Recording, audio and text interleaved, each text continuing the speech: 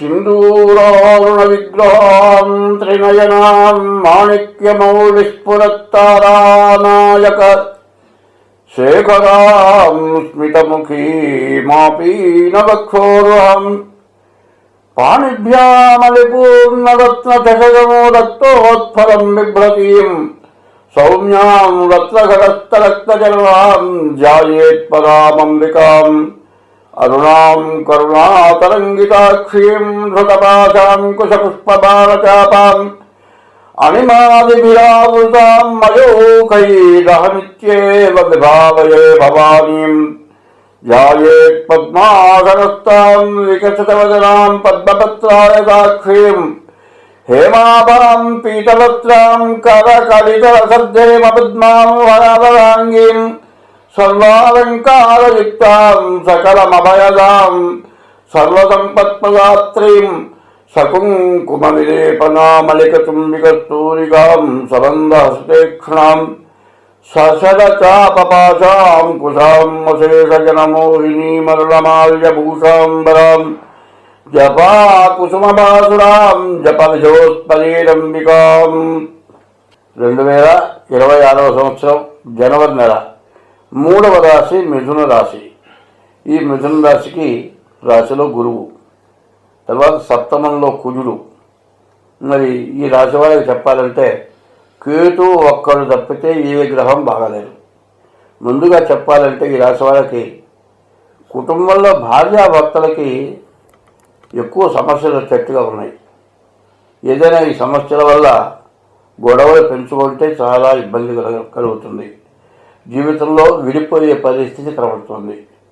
ముందు ఈ టైంలో భార్యాభర్తలు ఇద్దరు కూడా చాలా జాగ్రత్తగా, ఎక్కడా తొందరపడకుండా, తగాదాలు పెట్టుకోకుండా జాగ్రత్తగా ఉండాలి.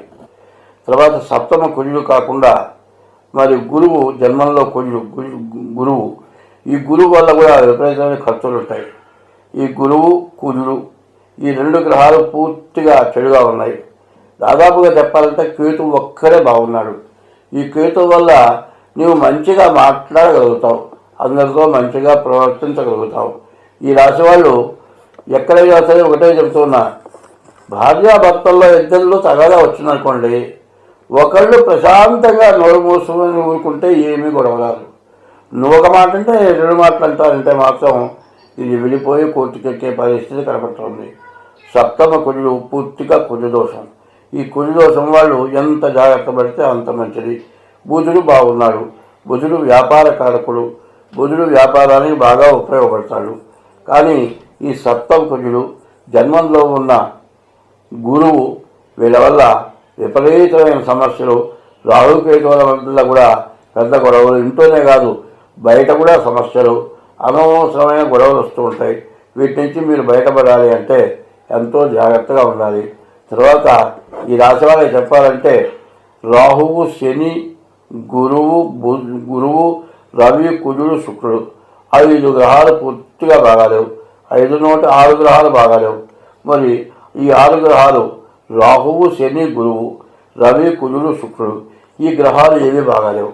ఎందుకంటే బండికి 2 చక్రాలు ఎట్లా ఉంటాయో, కుటుంబానికి భార్యాభర్తలు ఇద్దరు కూడా బండి చక్రాలు లాంటి వాళ్ళు. ఇందులో ఎవరు తేడా పడ్డా కుటుంబం మొత్తం భ్రష్టు పట్టిపోతుంది.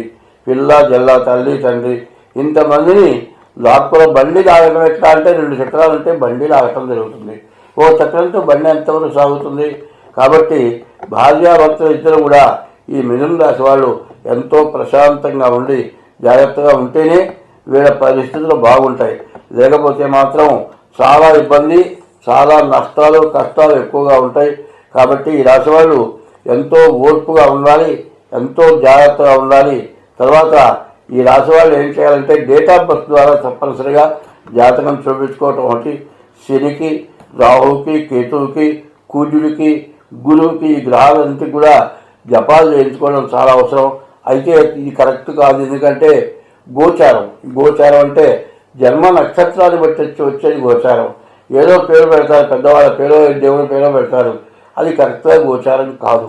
మీ గోచారం అవునో కాదా తెలియాలంటే మీరు పుట్టినరోజు తారీఖు, నెల, సంవత్సరాలు బట్టి ఆ రోజు నక్షత్రాలు బట్టి పెడితే పేరు గోచారం అవుతుంది. మరి గోచార అవునో కాదు తెలియాలంటే డేట్ ఆఫ్ బర్త్ ద్వారా జాతకం చూపించుకొని తీరాలి. తర్వాత అట్లా చూస్తే గోచారం గ్రహచారం రెండింటిలో కూడా ఏమైనా తేడాలు ఉన్నాయో జాగ్రత్త పడడం చాలా అవసరం.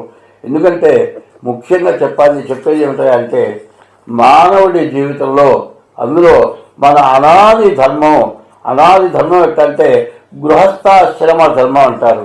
గృహస్థాశ్రమం అంటే ఏంటి? భార్యాభర్త వివాహం చేసుకొని ధర్మబద్ధంగా ప్రవర్తించడం, ఎప్పుడు కూడా దైవాన్ని పూజించేదానికి భార్య భర్తకి సహకరించడం, మంచి పనులు దాన ధర్మాలు దైవ కార్యాలు చేయాలంటే భార్య లేనిది దేనికి పనికిరాదు.